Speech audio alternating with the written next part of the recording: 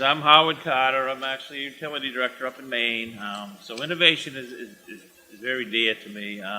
So probably about the fourth quarter of 2017, NEWEA decided to start an innovation task force, and they kind of drew me up from the dinosaur pile to come back and see if we can get something jump-started. One member of our innovation task force, James Plum, is with us today. He's on our group, and I appreciate James' help.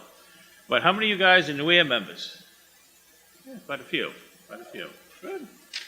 So here's a few fun facts. A lot of you probably know, but we're over 2,000 members now. We're almost up to like 2,300. We're in our 90th year coming in. We got an annual budget now over $1 million. We're 4 paid staff, and our newest staff member is Jordan in the back there. Our annual conference, which you guys are here today, we'll have well over 2,000 people here through the time, and then we have a spring conference as well. But anyway, NEWEA's mission statement, which we adopted a number of years ago, was really what it says. NEWEA's mission is to promote education and collaboration while advancing knowledge and innovation and sound public policy, et cetera, et cetera. So what we're really going to focus on is the innovation part of it. So when we started the task force, we come up with a roadmap of some things that we wanted to accomplish. And one of the major ones is to form partnerships with other organizations that are trying to achieve like goals. One of the first ones that we reached out to was the Northeast Water Innovation Network, which is Marcus. So I've been talking with Marcus in our group for well over a year now, and Tuesday's really where we're at when we come to that.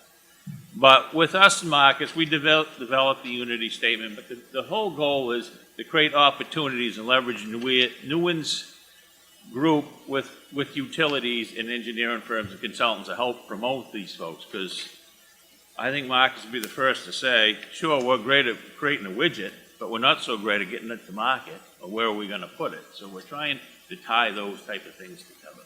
The next one is the Water Reuse Foundation, or which we'd call in Water Environment Federation. So one of the big things they do is the LIFT program. Now what the LIFT program really does is a foundation that promotes innovation by helping accelerate technical advances in policy solutions. So you see some of these different things that the LIFT program really does. It gives you utility peer network, technology scans, and there's a bunch of different things that have already been developed. And I'll go down through a few of them. And some of their focus groups are some of the things that Mark was talking about, whether it's BNR or phosphorus recovery, biosolids, the energy, which is a big one in our industry. Water reuse, as you were saying earlier, out in the West is a big thing. But they also have different programs as well. This is a challenge that's going into their second year. What this really is a Water Intelligent System Challenge to demonstrate the value of intelligent water systems to utilities and thereby foster adoption of smart water technologies. The intent of the challenge is to provide students, professionals, and technology the opportunity to showcase their talent and innovation, with a focus on leveraging data to use the best available tools to help utilities better understand the complex systems and make better decisions. Now, the winner of this program was announced at WEFTEC in New Orleans in October, and that group earned a $25,000 grant. Then we also have on the WEF side is the University Utility Collaborative Partnerships, where we have guidance documents to help schools do a lot of these different types of things. And then there's the Lift See It program. That's one that I may do this February.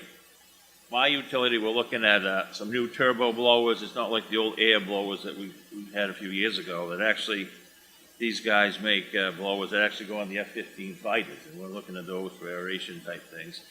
So you can get a scholarship or a grant to take your utility to fly out to these different companies, and they fund you for that, and it helps promote the things with the utilities. And WEF also has the MA toolbox that's available to the member associations. There's like 46 different member associations as part of WEF. What they do, our region is New England, New York has one, the Carolinas have one, California, et cetera. There's 46 from internationally. So they've provided a toolbox to help us do these innovation type programs. Lastly, the next thing we're going to do, once this is going, we have our Innovation Pavilion on Tuesday. We're going to have a debrief. We're going to start reaching out to the individual states.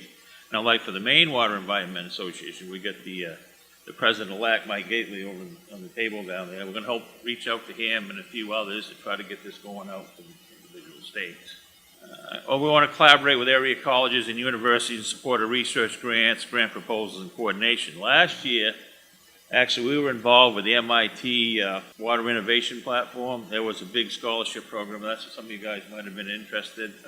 A student from Colorado reached out to us, and a member of our group helped foster that program for them. They didn't make it all the way, but MIT has again asked our group to come back and be a mentor for one of the colleges. Another thing we want to do is if a company comes out, Marcus introduces us to it, we'd like to maybe some of our consultants do a little peer review for these folks, just give them some ideas, and that's another thing we're trying to do. And then finally, we're going to do the Innovation Pavilion. Marcus touched on that a little bit. That's going to be on Tuesday. We're going to break this out into different focus areas. The first one going to be a panel discussion. That's going to happen at 8:30 to 9. This is during breaks in the system, in the program. Marcus told you about his 5 circles. Well, we're going to concentrate on 3 of them. The first one's going to be research innovation. We're going to have a few of the universities here. I think WPI is going to be here. UMass Amherst are going to be speaking. Then after that, at 9 o'clock, we're going to start the poster program for graduate students. That's going to be going all on the day. Some of our members of our innovation group will be judging that. Then at 10:30, we're going to go into the next phase of the Innovation Pavilion, and that's going to be innovation to market. And we'll have some of those different businesses that are in that group talk, and Marcus is going to be moderating most of this. Then at 12:30 to 1:30, we have, 10 exhibitors, 10 to 12. They're all going to come up. They're going to do a 5, 6, 7-minute pitch on what their thing is. All you guys are certainly invited to come to that. Then finally, we're going to get into market to scale. This is where we're going to have people like Lyft, WRF that I just talked about. They're going to come out and talk, and some others, and then we'll close it, and then we'll have the judging of the poster contest results. This is something we're really excited about. Marcus has been huge helping us with this, really moving things up, and I think it should be a good day.